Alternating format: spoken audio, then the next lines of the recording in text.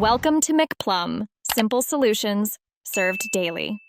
You begin by securing your data. Back up important files now to an external drive or cloud.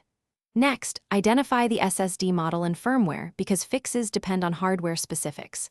Install and run a smart checker. Use the manufacturer toolbox or Crystal Disk Info to get health, reallocated sectors, and error counts. Once done, note the smart attributes and firmware state.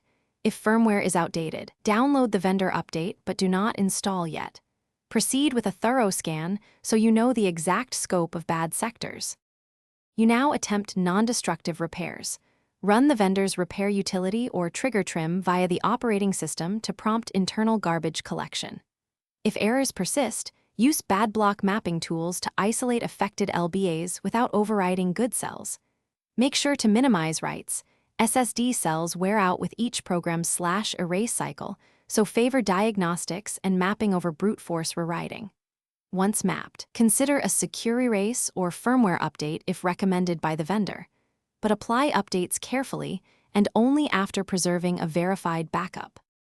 You finish by choosing a safe endpoint. If the SSD shows recoverable sectors and smart stabilizes, monitor it closely with daily checks.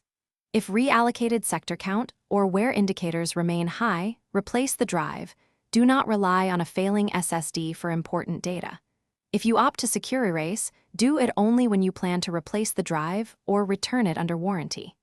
If things go wrong, export smart logs and contact vendor support immediately, providing those log speeds diagnosis and warranty decisions. Thanks for watching. Stay juicy and subscribe.